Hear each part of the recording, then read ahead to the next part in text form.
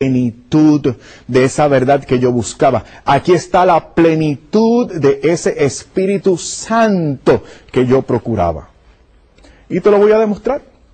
Mira, hay 4 aspectos del Espíritu Santo que son típicos, que son esenciales a la Iglesia Católica, al ser católico. Y son 4 características, te puedo mencionar muchas, pero no tengo tiempo. Son 4 características que te demuestran a ti la plenitud de ese Espíritu Santo en esta Santa Iglesia Católica. Son 4 características, te advierto, que no vas a encontrar en otros lados.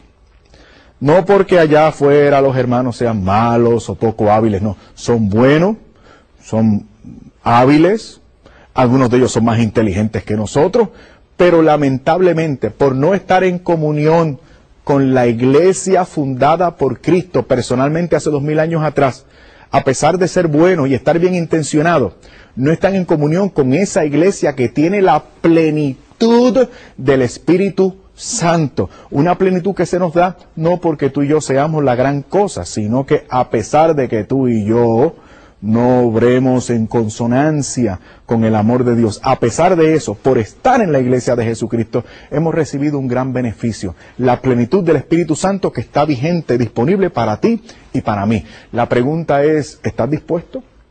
¿Vas a acceder a esa plenitud del Espíritu Santo?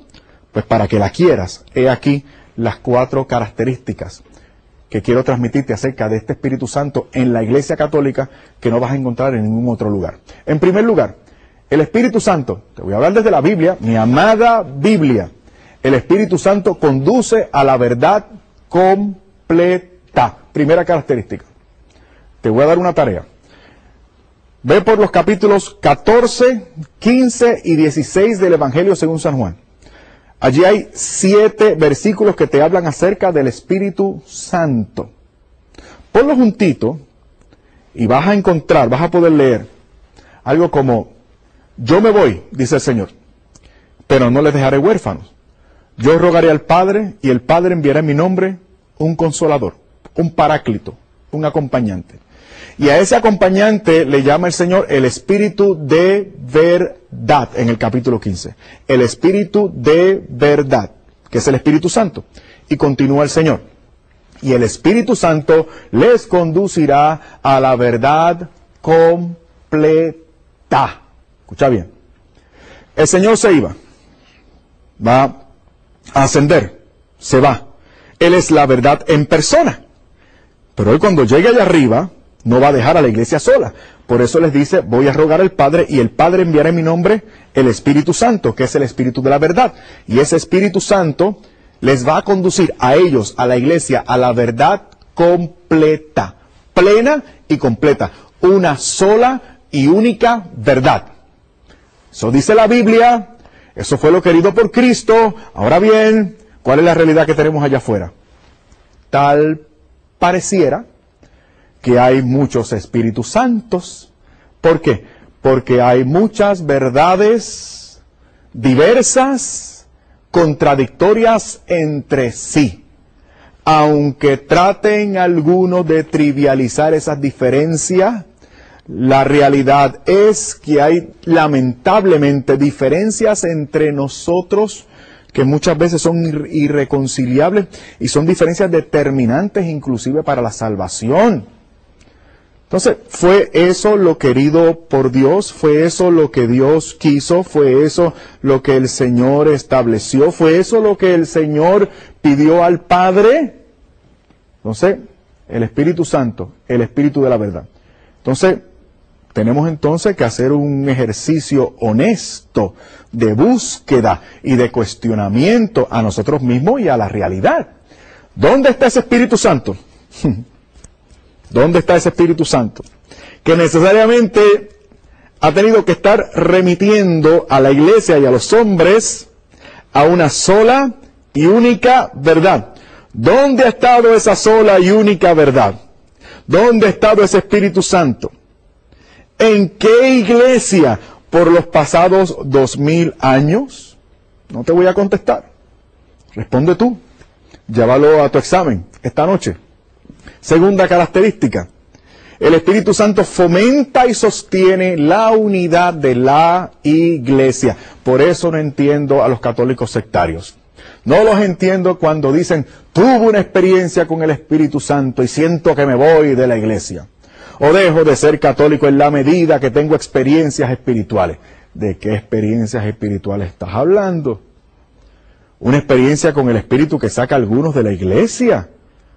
Pero eso como que es contradictorio, porque en mi amada Biblia, dice en 1 Corintios capítulo 12, versículo 13, que hemos sido bautizados en un mismo Espíritu para conformar un solo cuerpo. Un solo cuerpo que manifiesta la unidad del Espíritu. Ahora bien, seguimos con San Pablo. Estamos celebrando su año. Efesios capítulo 4. ¿Cómo es esta unidad del Espíritu? Dice el apóstol comenzando el capítulo 4. Dice, hermanos, os conjuro a que permanezcáis solícitos en la unidad del Espíritu. ¿Y cómo es esa unidad del Espíritu? Prosigue. Estamos en Efesios capítulo 4, los versículos ahora del 3 al 5. Dice el apóstol, un solo cuerpo, una sola fe, un solo bautismo en un mismo Espíritu. Cuerpo, uno solo. Fe, una sola. Un solo bautismo. Por eso yo no creo en el rebautismo, perdóname. No creo en el rebautismo. Lo dice el apóstol. Debemos perseverar en un solo bautismo, en un solo cuerpo, una sola fe. Y hay diferentes acepciones de fe que nosotros debemos tomar en consideración a partir de este versículo. Fe como sinónimo de creer, un asentimiento intelectual. Fe como don y fe como doctrina. O sea, el apóstol está hablando de un contenido dogmático, doctrinal, unas verdades de fe en las cuales tú tienes que perseverar si quieres mantenerte en la unidad del Espíritu. Ahora la pregunta es, ¿para qué el apóstol San Pablo está con esto? ¿O para qué el Espíritu Santo está con esto a través de la pluma de San Pablo? La respuesta está en el versículo 14 del capítulo 4 de Efesios. He aquí la razón, para permanecer en la unidad del Espíritu, un solo cuerpo, una sola fe, un solo bautismo. Dice el versículo 14 del capítulo 4 de Efesios.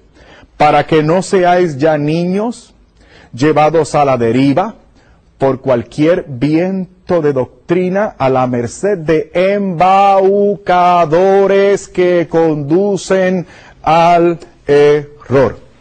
Una de las razones por qué estoy en la Iglesia Católica, porque estoy más seguro. Un camino expedito al cielo, si soy perseverante, si soy fiel, si permanezco en la unidad del Espíritu. Bueno, tercera característica, el Espíritu Santo fomenta y sostiene la catolicidad de la Iglesia. Catolicidad de la Iglesia. Hechos, capítulo 1, versículo 8. Dice el Señor, que vendrá sobre ellos el Espíritu Santo. ¿Para qué se da el Espíritu Santo? Para que tú sientas cosquillitas por dentro, para que sientas bonito. Bueno, eso no es lo que dice el Señor. Hechos 1:8 dice el Señor que va a venir el Espíritu Santo sobre ellos y entonces seréis mis testigos. Mira, para lo que se te da el Espíritu Santo. Seréis mis testigos en Judea, en Samaria y hasta los confines de la tierra. Un solo y único testimonio de Jesús hasta los confines de la tierra. En otras palabras, el mensaje de Jesús o la verdad esa del Espíritu Santo, que es el Espíritu de la verdad. Esa verdad y ese testimonio es de repercusión universal.